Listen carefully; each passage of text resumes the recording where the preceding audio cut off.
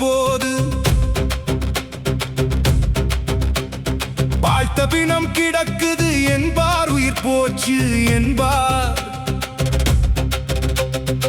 ஆரப்பாரிந்தவர்கள் யாரும் இல்லை, ஆகாய சிவத்துடனே சேரும் என்பார். காரப்பா தீயுடல் தீ சேரும் என்பார், கருவறிய மானிடர்கள் கூட்டம் அப்பா. சீரப்பா காமிகள் தாம் ஒன்றாய் சேர்ந்து தீய வழிதனை தேடி போவார் மாடு.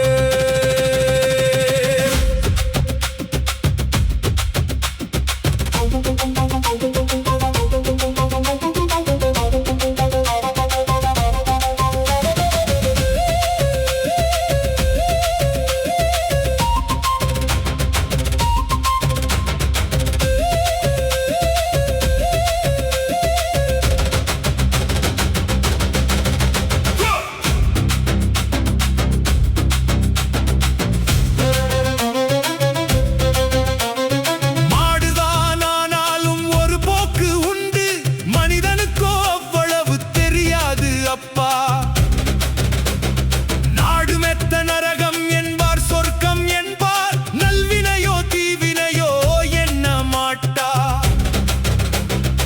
ஆடுகின்ற தேவதைகள் அப்பா கேளு, அரியதந்த இனம் சேரும் என்று தோணார். சாடு மெத்த பெண்களை தான் குறிப்பாய் எண்ணி தளமான தீயில் விழத் தயங்கினாரே.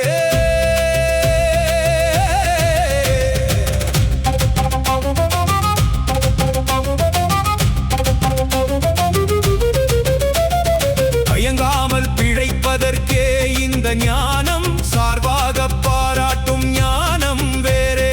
மயங்குதற்கு ஞானம் பார் முன்னோர் கூடி மாட்டினார், கதை காவியம் புராணம் என்றும். இயலான ரசந்தனில் ஈ புகுந்தார் போலும் இசைத்திட்டார் சாத்திரங்கள் ஆரென்றேதான். வயலான பயன் பெறவே வியாசர் தாமும் மாட்டினார், சிவனார் உத்தரவினாலே.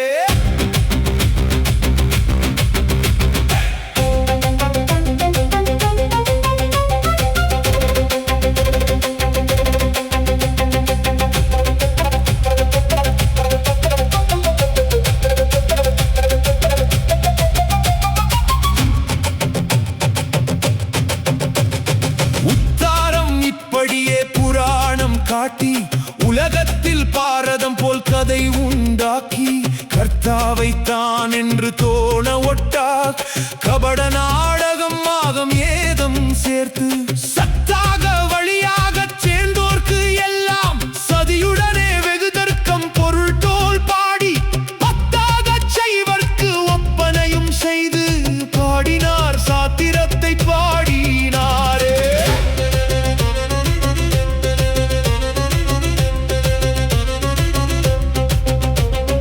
பாடினதோர் வகையேது சொல்ல கேளு, பாரத புராணம் என்ற சோதியப்பா.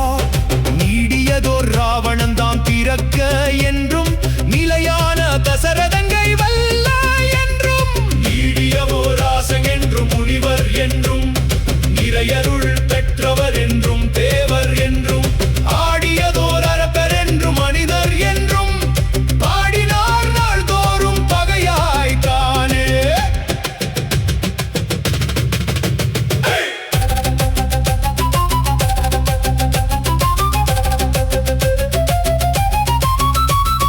கடிந்திடுவார் பாவத்தால் என்று சொல்லும், கட்டியதால் நல்வேதம் மறுசாத்திரங்கள் அறிந்திடவே சொன்னது, அல்லால் வேறொன்று இல்லை.